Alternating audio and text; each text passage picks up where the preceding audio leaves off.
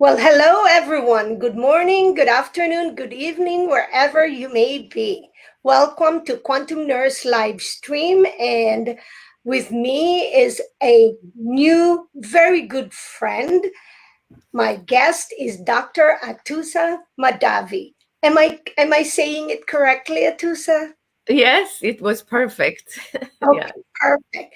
And you could check her out in one of her websites is yourvitalitydoctor.com. So thank you again. And for all of those who are viewing this, if you like it, share it. And in the future, whether you catch us now during live stream or later, please feel free, okay? Because we're having a conversation so we can include you and so we can share whatever we know and help you as we were able to help ourselves. So I just will tell you a little bit about Atousa, Dr. Mahdavi, but I will ask her to tell more, of course, about herself, because no one knows best about oneself if someone is a holistic practitioner, and that would be yourself. And so today it will be Dr. Atousa Mahdavi.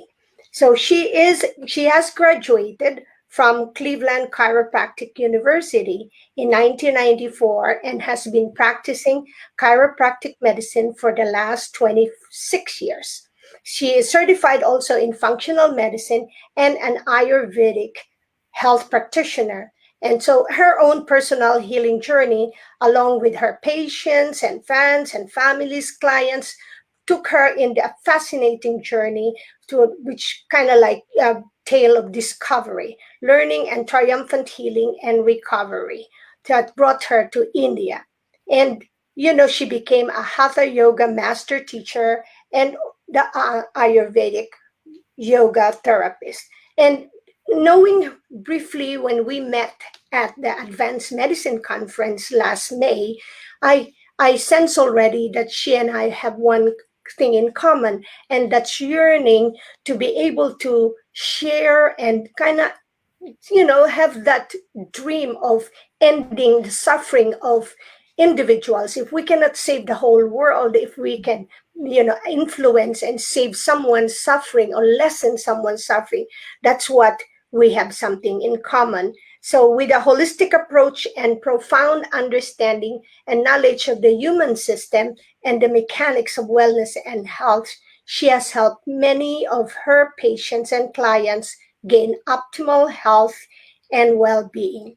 She believes that long-term involves treating the whole person physically, mentally, and spiritually. So welcome, Dr. Atousa Mahdavi, and her upcoming book, she'll talk to us about that, is called The Holy You. And isn't that a wonderful title? And she'll talk more about that. Okay, and this will be that upcoming book, Holy You. Welcome, Atousa. Thank you so much for being here. Thank you so much for having me. It's a pleasure to be here. when I feel like sometimes in a big conference, thousands of people, and the best thing that's happening in a big conferences like that is that you get attracted to meet energetically without even exerting so much effort, and suddenly boom, we met each other, you caught my attention, and then I was, then before we know it, we're having lunch and dinner together. So thank you. And although we're far apart right now, someday we'll see each other again, but for now this is the moment where we could really talk about what's most pleasurable. I say pleasurable because I think you and I enjoy what we do, although it's hard. So tell us what was your, because you could have just ended up to be just satisfied with a chiropractor, right? But Yeah. then you said, okay, you're gonna do the functional medicine, and before you know it, you also took yourself all the way to India. So tell us that aha moment when you said, you have to do something more. Yeah. So a few years after becoming a chiropractor and practicing in LA, I was getting a lot of patients that came to me for pain or injuries, but they also had other underlying conditions like diabetes or obesity, fibromyalgia, autoimmune diseases, a lot of digestive issues. And I knew that as a chiropractor, we had a great education in nutrition, but I felt like I needed more knowledge and methodology and tools in my toolbox to be able to also help them in those other areas of their health that wasn't optimal. And on top of that, I had started to have some health issues myself. Like I had food allergies. I had developed basically this food allergy from nowhere. And prior to that, I had no food allergies. And so that was one of the main reasons that I had to look into. And I was really curious about understanding more, gaining more knowledge. And so not only I could help myself, but I could help my patients. And so that took me to the route of studying functional medicine as a chiropractor. And so I got a certification in functional medicine. I also got a certification a little bit later in integrative medicine. And I started treating patients with all kinds of ailments. At some point during this journey, it's funny because they say that the best healers are those that heal themselves from other conditions. So I'm definitely a perfect example of that. And as a chiropractor, like running a very busy practice in Beverly Hills, and I had a lot of people working for me. So I had responsibilities with payroll, and, I had to wear a lot of hats, the PR person, the marketing person, and of course I had an office manager, but you know how it is when you own your own business or practice. So I had to learn a lot, but I was also stressed a lot. And the stress caused anxieties. Then these two caused insomnia. And on top of it, there was an emotional trauma that happened that basically resulted in a psychosomatic pain. And as a chiropractor, I'm like, I can't be in pain and I can't have all of these things. So that's what took me to the discovery of yoga for my own personal health. And within a couple, and that is in 2001, I started practicing yoga. And in 1998 is when I had the onset of the pain due to that emotional trauma, which was really psychosomatic. There were no underlying physiological problems. Like X-rays were normal, MRIs were normal. And so that took me to the path of yoga. And within 2 years of practicing yoga, my body had changed. I had no pain or almost no pain. My anxiety was gone. I could handle my stress better. So I became a real believer and practitioner of yoga. But I also noticed that a lot of the yogic practices that are more restorative resemble some therapeutic exercises that as a chiropractor, I was teaching patients anyway. So I had a small room as a gym in my office at the time. And so I started utilizing some of these yoga postures, combine them with the therapeutic exercises, and I would like teach the patients those. And I saw that the rate of recovery was so much faster, and they would recover from their painful conditions, whether it was the spine or the extremities, whatever it was, a lot quicker with less need for chiropractic treatment. And I was my own like enemy. Like I would tell them, if you want to need me less as a chiropractor, do yoga. And so this tremendous affinity for yoga and its healing powers that was not only experientially beneficial to me, but also to my patients, took me to India in 2012 because I wanted to learn it in a manner of that is traditional and classical in the right way, the correct practice. And so I went to India and I found a Hatha school in India that is very traditional and authentic. And I lived there for 6 months, and it was everyday yoga, and there were no weekends. Literally, we didn't know the difference between a Sunday and a Wednesday. It was all the same. And it was a grinding experience, but it was a transformational experience. And that is when I actually got certified as a Hatha yoga teacher, and came back in 2013 and started teaching workshop across the country, and of course locally as well, and private sessions. And then that took me to the path of Ayurvedic yoga therapy, which is basically assigning different yogic practices or postures or even breathing techniques, etc., to your particular need or condition. And then simultaneously, went back to school to study Ayurveda. And I studied Ayurveda at two different colleges, California College of Ayurveda, and then Southern California University of Health Sciences, which is also where I now teach. I teach in the chiropractic department and I teach in the Ayurveda department. And so it's been really a learning journey for me. I always say I have always been a student, and not only a practitioner, but also like a student all of my life. And so I guess in brief, that's what took me to all these different modalities and tools for healing. Well, that's amazing.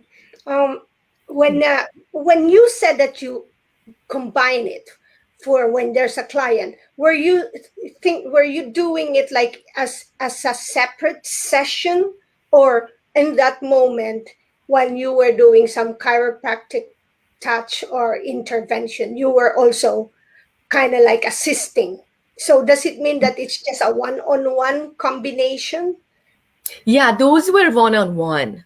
Okay. Those were one-on-one. When I did those sessions in my office, at the small room for fitness training or the gym or therapeutic exercise, then it would be one-on-one with the individual patient, and it would be according to their condition, meaning was it neck, the area of the pain. And accordingly, I would design a sequence for them that involved therapeutic exercises, but also some yoga practices that would be beneficial for them. And sometimes it would be combined with their chiropractic session. Sometimes they wanted just to come in for an hour of that, because generally, if I had to split the chiropractic session with the yoga therapy, then or the therapeutic exercise, with it would be shorter sessions, and it would be only a few postures. So it would be a combination of those two different ways. It's fascinating. Wonderful that you were able to, think of it in that kind of integration. And then hearing from you, I could see that, you just, both you and the client will assess it regularly or on that moment if it's something that works or beneficial or not. And you sounded very flexible on what to do with a client. That reminded me of the Thai massage and a few of the Filipino massage that is kind of like reminds you of some yoga poses, that if a touch healer or a massage practitioner combines certain things, then it kind of like, especially if one is a yoga practitioner, like, we incorporate yoga, you can just see the integration or the similarity. So it's wonderful. Yeah, very true, very true. In fact, when I'm asked what is one of my most positive or strong traits, I would say integration. Yeah, integration. My mind works that way, and so you're absolutely right. It is to be able to see, and if you come from a multidisciplinary perspective as far as healing or health care profession is concerned, then you see what is needed. You sort of in your own head are like imagining or visualizing what needs to happen or integrate. And now, honestly, like after all of these years of learning and adding to my toolbox with functional medicine, Ayurveda, yoga therapy, hatha yoga, then when I see patients and consult them, I'm actually bringing all of these modalities, and in my own head, I am already thinking about what form or what combination of these different tools would be most beneficial. And in a sense, integrating all of that knowledge and training and see what is best suited for each individual. And also in Ayurveda, we treat everybody as a unique combination of the bioelemental energies. And so everybody's constitution is different. And so therefore, not every individual is treated the same. It's the same with yoga therapy. It's the same with even the science of the most traditional science of hatha yoga, where the teacher would assign particular practices. Yes, there would be general practices that everybody did, but then there would be very particular specific assignments of certain practices and meditations and breath work that would be very individualized for the person according to their individual makeup, their constitution, the bioelemental makeup, etc. It's only today in the West that, yoga came here and it became a practice that you go to a studio. Nothing wrong with it, but it's not the complete picture. That everybody practices the same, and you go in, and even without the proper preparation, you may go to an advanced class because you used to be a gymnast, or you are very fit, and that by itself pre-qualifies you to go to an advanced yoga practice, which is also what brings me to the fact that I've also seen a lot of people that are spiritually inclined follow a lot of fads on the internet, like a lot of like, oh well, this person is teaching this kind of breath work on the internet and it's very advanced, and someone without the proper preparation goes and does it, and then they have adverse health issues. So now I also get a lot of those individuals coming to me and asking me for help. And in fact, so my next book, Not Wholly You, which is hopefully coming up soon in this month. I'm such a perfectionist, and that's one of my downfalls. But then after that, I'm planning to write a book about that. About,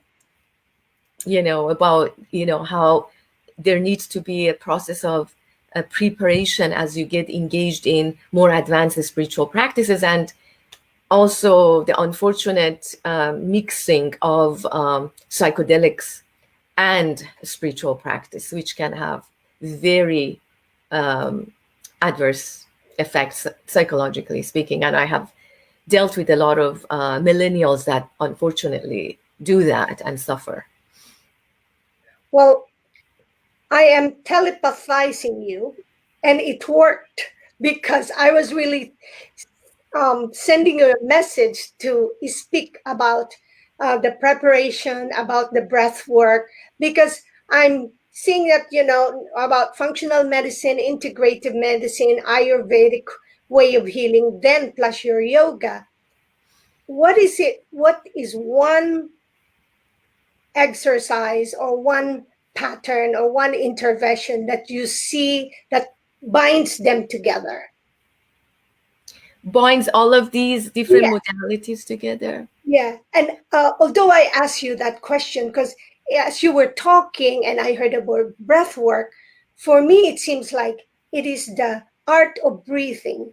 That kind of is the key to all of the different ways of medicine, which it's good to have all the different ways because we're all unique.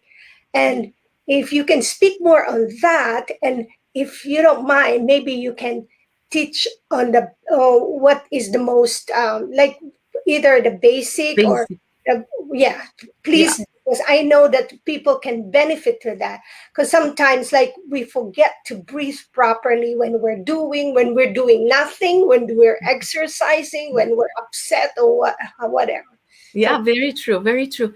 Yeah, so very true. So yes, in fact, one main thing that has always been overlooked in many different types of medicines is the breath. It is definitely uh, a universal concept if you're a human or even if you're an animal, that your breath is your link to your life energy. Your breath, so that is the common thread that basically is the undercurrent of every living creature on this planet, is the breathing. Even the trees breathe. Even the trees breathe. We know that even the entire cosmos, as it expands and contracts, is the act of breath, the life energy. And so that is the most common threat or the link within the entire existence and the universe and humanity, of course.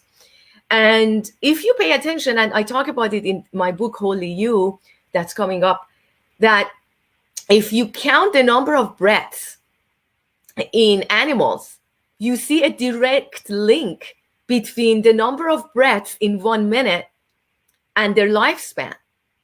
So, for example, elephants that can live up to 80 to 100 years, they in fact breathe about more or less 10 to 12 breaths per minute. Humans breathe about 12 to 18 to 20 per minute, and they live about 80 years. Dogs, as you see how they pant and they breathe so fast and to a lot. So they breathe, if I'm not mistaken, about uh, 20 to 40, or even like 40 to 60, something like that. I don't remember right now. And they only live about 15, 17, maybe 20 years. And turtles breathe so few times per minute, and some of them can live for 300 years. So the breath, the more shallow it is and the faster it is, that means you're breathing more times per minute. The more shallow it is, and you're not even paying attention to it.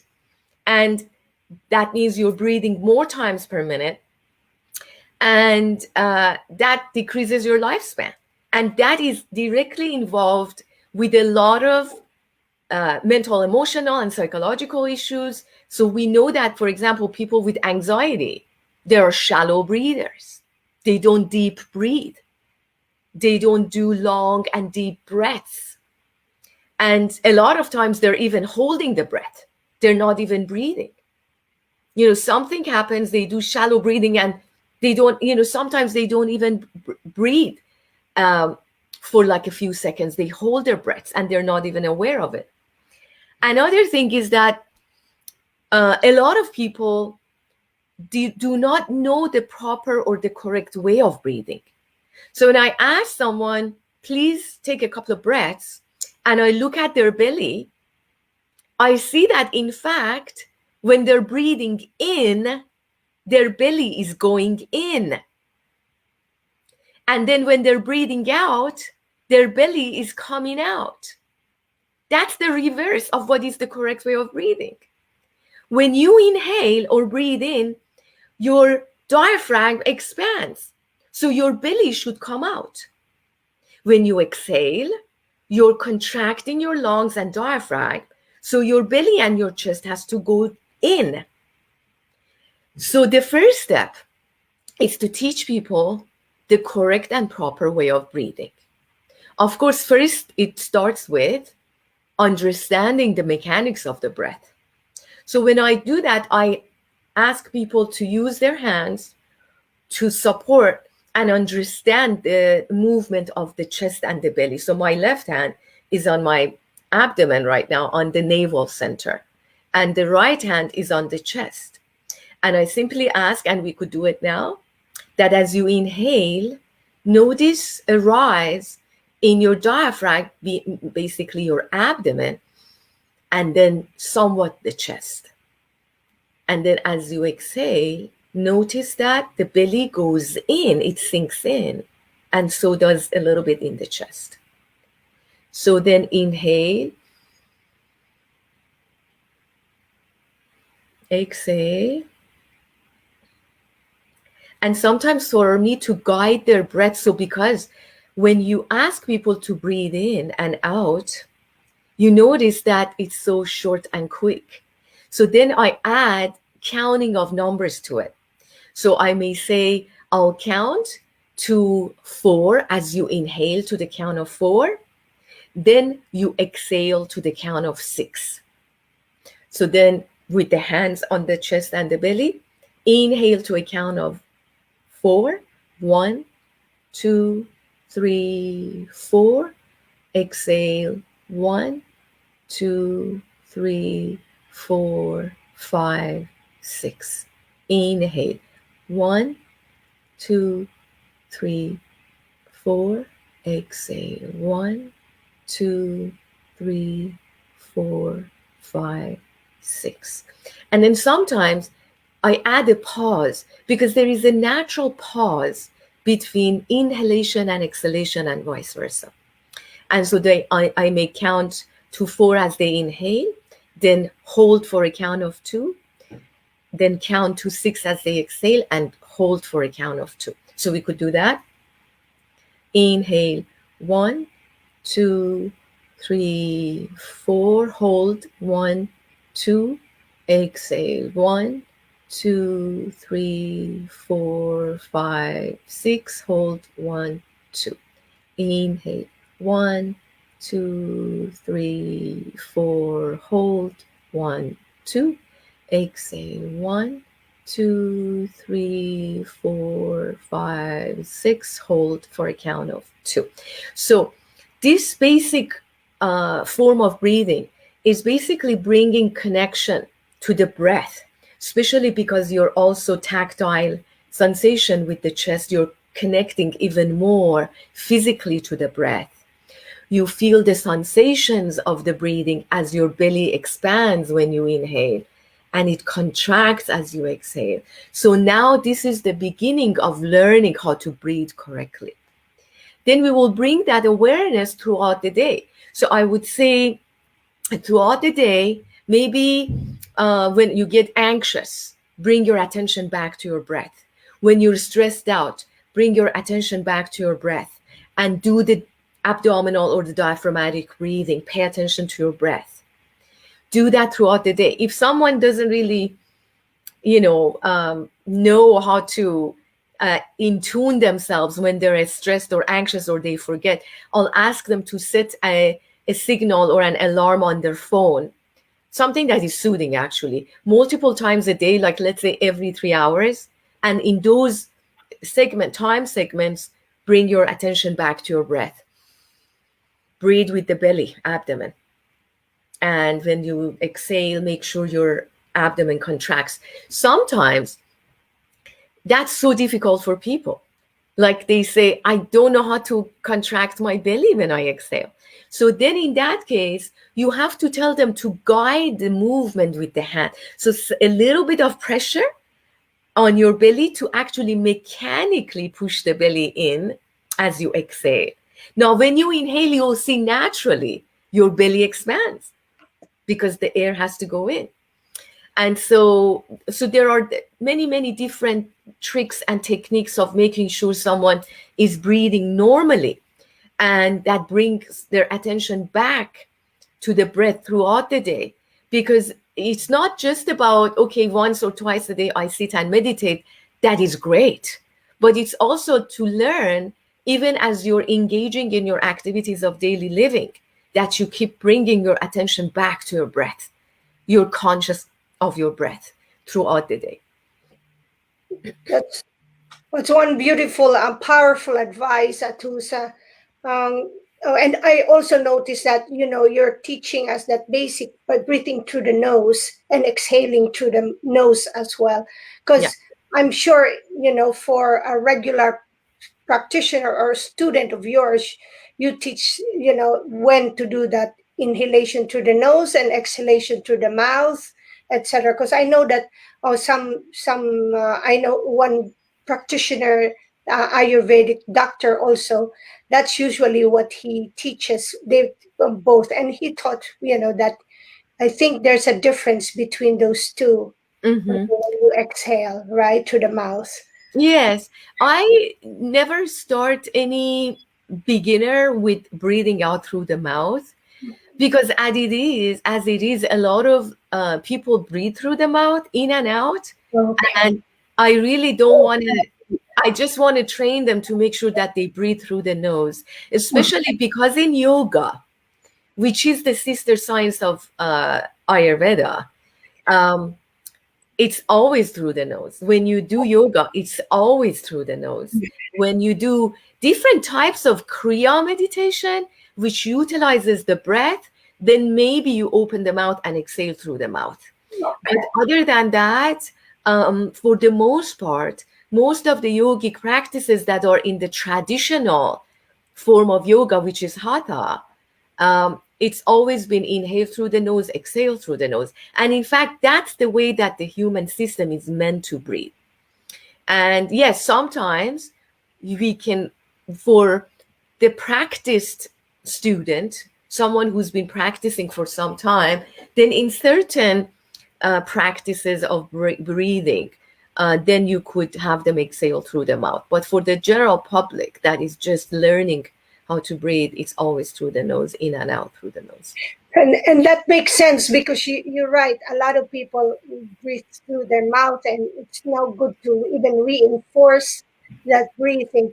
And yeah, I'm used to the nose in and out also. So when I still used to dive or do the snorkel, sometimes it's hard. It Yeah. takes me a while to get used to breathing in and out through the nose. Same. I'm tired until my I can settle down again.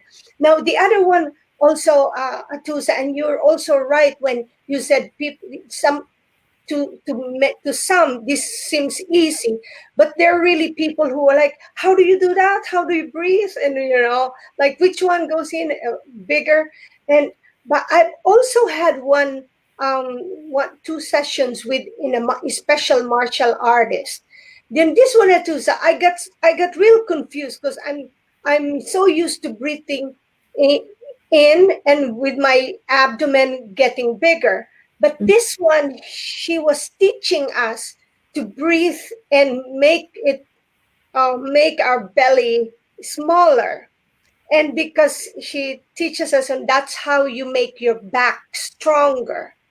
So Mm-hmm. um, Yeah. so it seemed to make sense also, but it took me a while to understand that, to make sure that I'm doing the difference and to follow, and so I could experience. Mm-hmm. Yeah. So I think there is a definite distinct difference between the two. When you exhale, you contract your belly, you make it smaller. When you inhale naturally, I mean, look at the laws of nature. Let's look at the laws of nature. Um, Look at the newborn. Look at the way they breathe. When they breathe in, their belly comes up. The whole body, the whole front seemed to like, Yeah, yes. And when they exhale, it goes in.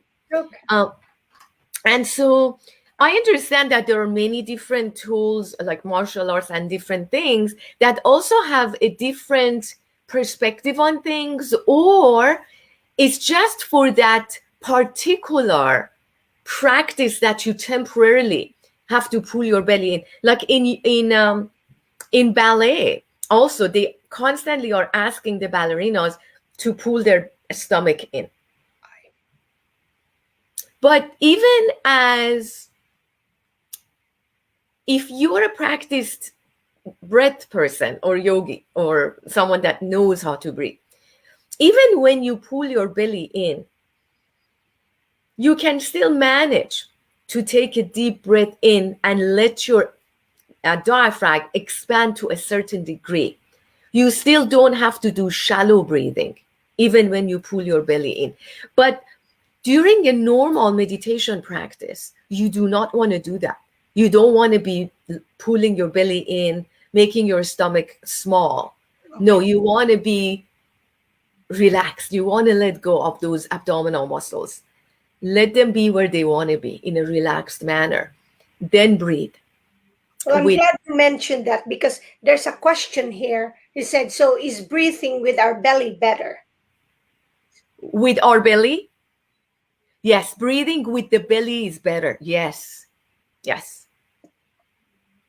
Okay. Especially for those of you who are shallow breathers, have anxiety, have stress, if you or get angry, pay attention to the way you're breathing. A lot of times it's superficial. It's only from the chest. It's not from the belly. And so initially, this is what you want to do. This is how you want to become aware of your breath and stop the shallow breath, which is the cause of a lot of problems in our health.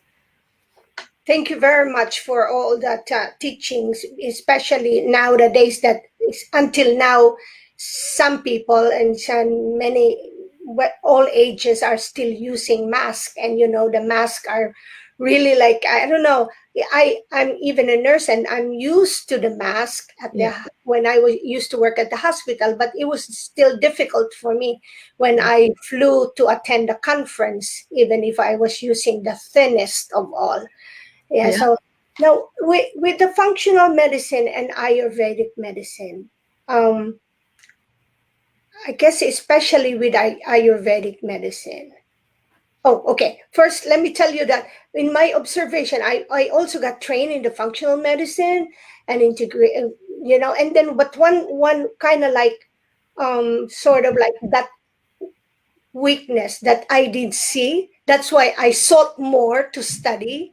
Is that they weren't really talking about the frequencies or energy medicine, which I know in Ayurveda, that's they may not say it as your energy medicine, but I know that acknowledging, Yeah. that frequency before it becomes matter is part of the Ayurvedic medicine. So I'm really excited that this is what you're doing with as you describe the whole approach for that. Yeah. So like nowadays, in as both as a practitioner, very holistic practitioner like yours, when people are scared about many things, they talk about transfection, transmission, and then we don't also then people might say, oh, I don't want to visit because you didn't have this intervention yet, or your poison dart, or oh, I'm scared because you had it already. So what do you advise then, or when someone comes to you with certain problems now in this current times, what would be your best 3 5 recommendations? Yeah. So honestly, like we've always ignored the immune system and the body's own ability to heal itself, to defend itself against anything such as a bacteria or a virus or what we call or perceive as a virus, and external bodies, foreign bodies, etc., that we encounter. So there is a perfect design in the human system, and that is the immune system that is actually built as a defense mechanism against all of these things. It's just that we have ignored our bodies, the health of the immune system, and we haven't been taught by the mainstream conventional medicine about healthy lifestyles, healthy daily routines, healthy diet. And unfortunately, the conventional way of thinking has always been, if you get sick, take this pill and it'll take care of it. So there is this identification with quick fixes. Give me a jab, give me a pill, give me an antibiotic, and let me get rid of this thing that I have. Whereas if you look at the mechanics of when you are sick and you have fever, for example, well, when there is an infection or there is a bacteria or a virus and your body's temperature rises, That is a perfect design, because viruses and bacteria are killed in a high temperature. But what does the conventional medicine do? It tells you to suppress the fever.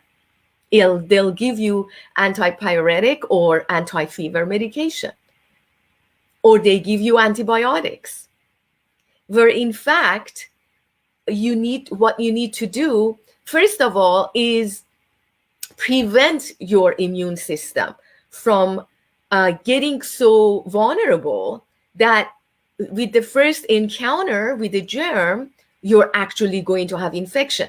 So we are surrounded by germs, we're surrounded by bacteria. In fact, if you examine this body, it is more, all of us, all of our bodies, more bacteria and viruses than what you call as human cells.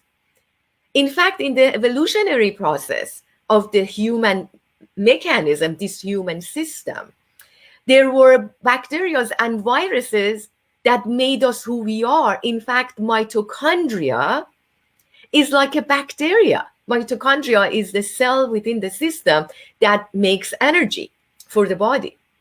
And so to look at germs and viruses and bacteria and things of that nature as our staunch enemies, it's a programming and conditioning of the conventional medicine and the pharmaceutical companies that just wanted to sell you pills and jabs.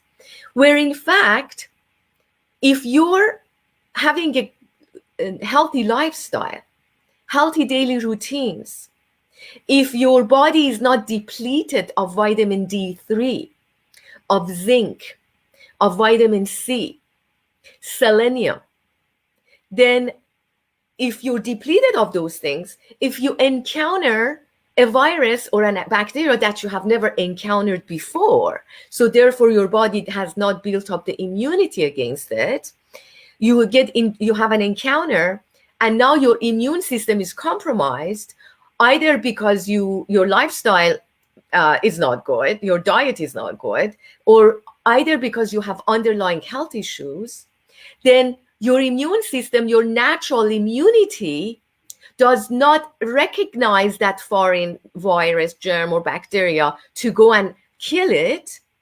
And so it skips the natural immunity.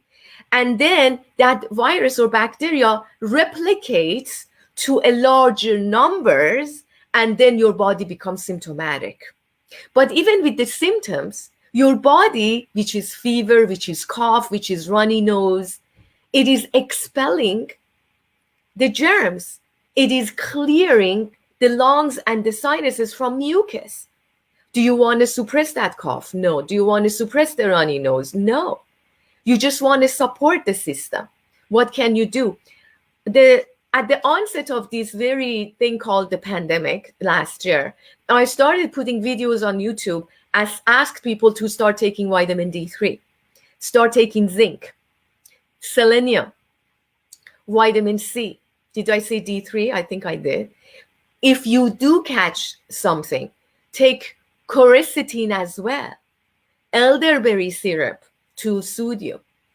Start to take steam inhalation with sage, eucalyptus, tea tree oil, steam inhalation with these essential oils in it. Rub your throat, your glands, and your chest with sage essential oil with a little bit of tea tree, not a lot, very little, like 1 drop or 2. You could even apply a little bit under your nose, like 1 drop of tea tree oil. Sage, you could put more. Tea tree oil is very strong, so very little of it is best. Keep your body warm. Do not have heavy foods. Do not have cold foods. Have warm food, have moist food, meaning soups and stews. Use thermogenic herbs, those are spices, like cinnamon, like turmeric, like cumin, like fennel, ginger, to heat up the body so it'll kill those things. In the process, if you have this kind of a healthy lifestyle, and in the process you enhance your immune system and also eradicate some of those early underlying health issues as well, which is the main cause of a lot of the deaths, because people who had COVID either were above 70 years old plus 2.6 other underlying health issues. The key is to prevent those underlying health issues with healthy lifestyle, diet, mindset, activities, and a proper daily routine. And these are the things that enhance your life, enhance your health and vitality, that nobody cares to talk about on the mainstream media or in the conventional medicine.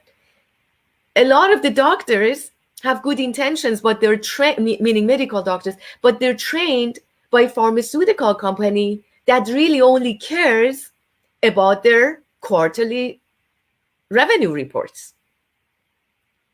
And the CEOs get millions and millions of reward because the quarterly report, the numbers are good. And if you think that their mission statement is to have humanity reach their highest level of health, you're mistaken, because they'll be out of business. And so make sure that you live your daily routines according to the circadian rhythms. This will be in my book. All of these that I'm talking about, speaking about, it will be in my book. Circadian rhythm, Ayurveda daily routines, they're in line with the laws of nature.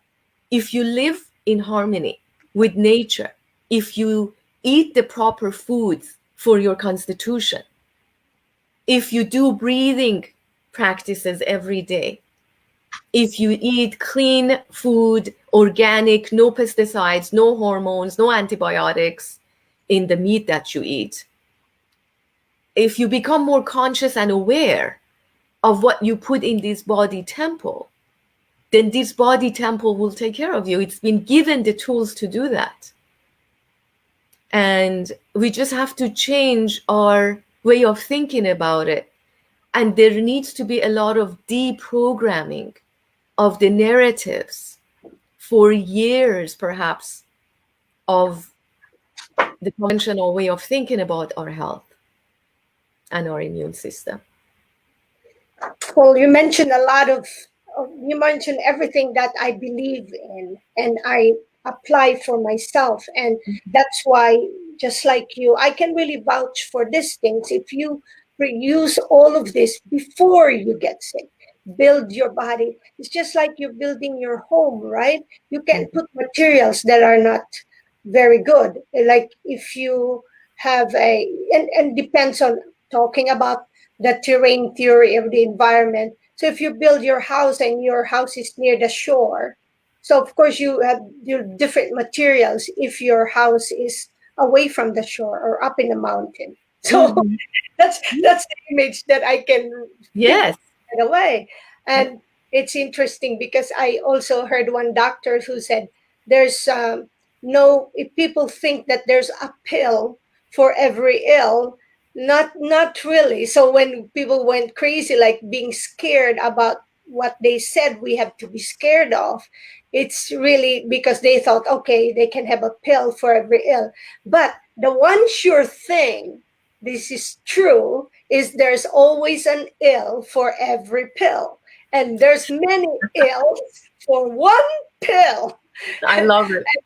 Say that because even for those who are not in the medical field, go try it. If you research a medication or some intervention that is being promoted by the big pharma, the list, the indication is short, but the contraindications and the side effects, which is technically the effects, are much more. So yeah, so people think of that, and I like sometimes word syntax, and and so Yeah.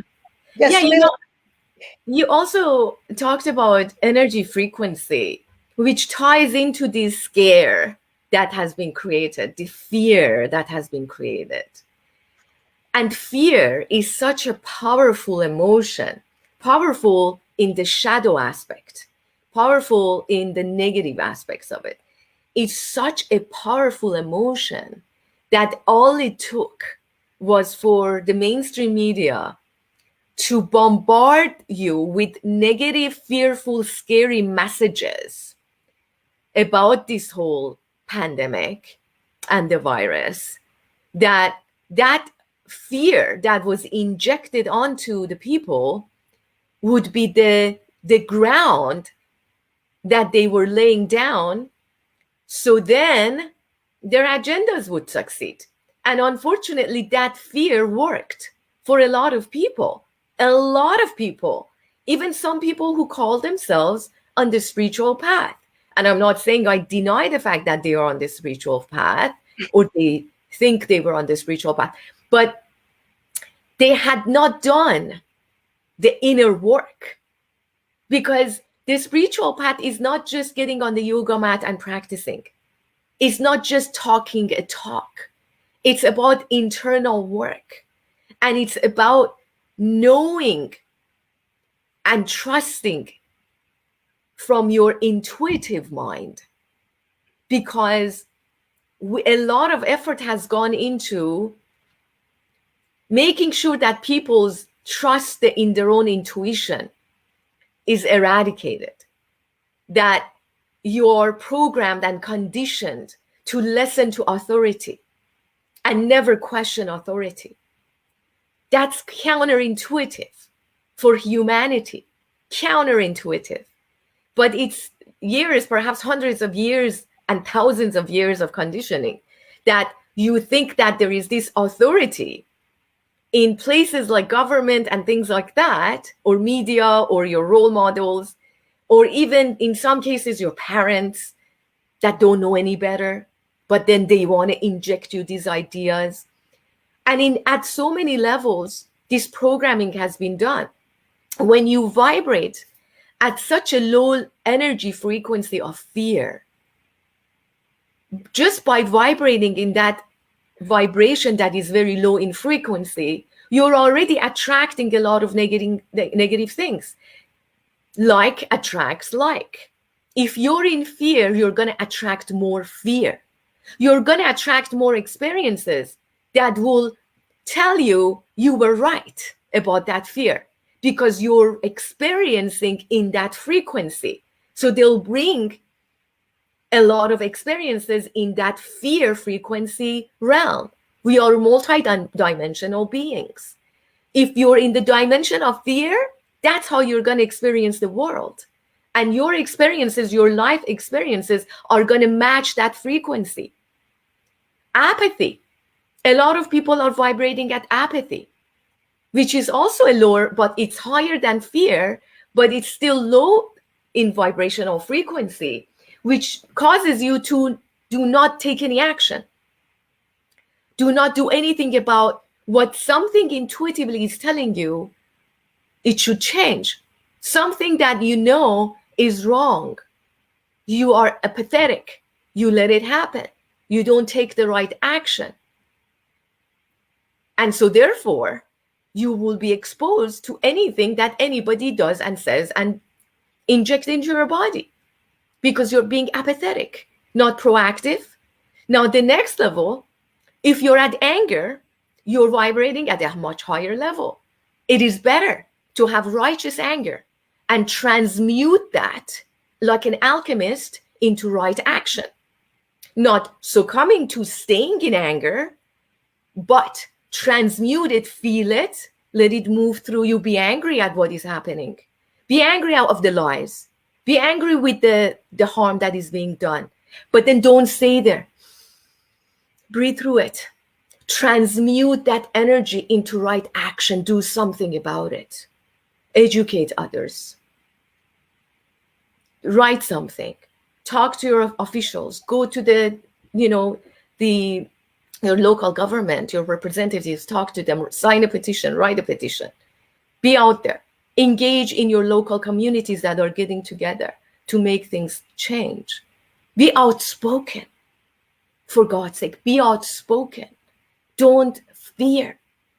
You're a divine being that is empowered to live in this very now moment as an agent of change. Recognize it and step into that leadership role, in that transformational person that you're meant to be. And that's, that is, I think, also very important for people to understand that this is not by accident that this happened last year, and it continues to be, because we're living in a very pivotal moment in human history. Perhaps there has not been any thing in the human history that matches this level of intensity and this level of transformation. And at the end, our vision has to be a positive image and vision of what we want to create on this earth as a new earth. They want to create the new world order. We want to create a new earth. I love everything that you said, and I support you with everything that you said. So my question is, how's your family and your friends? Are they still in your circle, or are you getting divided already? Yeah, there has been division. Okay. There has been division, and even in family, and with friends. Thankfully, most of my friends are on the same wavelength. Most of my friends are. But of course, I have family members that are not, like, on the opposite Yeah. end And of the. and it seems like the whole narrative is intended to be separated, to divide and conquer. Yes. And I ask that because there's again that I heard it again from one of the speakers that um, when we, because again, physically, biologically, our cell keeps dividing, right? But each cell, even in quantum medicine, is is a whole, not even a part of a whole, but a Mhm. whole itself. That's why they have this cloning thing if they have to. So he said, when we think, we cannot think as divine beings in this man and woman form. We have to think as a we, Mhm. because that brings us to wellness. But if we think as an I, it brings us to illness. Very So good. I like to remember that. I love that. I love that. Absolutely. So Very we true. have to have another conversation in the Very true. future. We can Yeah. talk about other things because it Yeah. seems like, you know, for both of us coming from two different cultures, and we find ourselves here in United States. So we do have stories of either our own culture or part of the genocide or ethnocide or sovereignty. So next time we will have to do that. And I just want to respect your time. So anything upcoming other than the Holy You, which would be your book in the future, and then you said you have another book, and oh, let me tell them that you also about this one. Let them know about the Expert's Cure. Oh yeah. So this is a very proud moment of my journey. So last year, at around November of last year, the 20 authors that were engaged with the same publisher. We have the same publisher for our own books that are either out already or are coming up. And we got together, the 20 of us, and we decided to write a book together and co-author a book with 20 chapters and 20 authors, with the first chapter being the publisher's chapter. And his name is Rob Cosberg, and he wrote the first chapter. He published the book, The Expert's Cure. And everybody would write a chapter based on what they want to share. And he wanted to put it out there and share the message of hope and healing in from like this year of 2020 that was like so damaging to a lot of businesses, to a lot of people's health, mental health, financial health, etc. And so we got together and wrote this book, and it was published on Amazon. And with it it was published in March, and in April it became a Wall Street Journal and USA Today bestseller, as well as Amazon bestseller. So there were 15,000 copies sold, which basically USA Today and Wall Street Journal announced the book as their one of the best-selling book. On USA Today, it was number 5 in non-fiction books. On Wall Street, it was number 1 in business leadership and motivational self-help. And on Amazon also, it was number 1. And so that was a very proud moment. And this book, my chapter, I believe it's chapter 17. And in fact, it is about immunity. Mm-hmm. It is about how to prevent things like, viral infections and flus and colds anyway, but also general guidelines for a healthy lifestyle. And and I do have a link to my chapter for free for anybody who wants to download it. If they go to my website and send me a message, I can share that link with them to download the free chapter, which is a great tool to start up your journey on a healthy lifestyle diet, and also tools for taking care of yourself if you get a flu or you get a cold. And they could always get in touch with you through the website, yourvitalitydoctor.com, right? Yeah. Any more announcement of upcoming events, or just last wisdom from you? Well, the only exciting thing that is coming up for me is the publishing of the Holy You.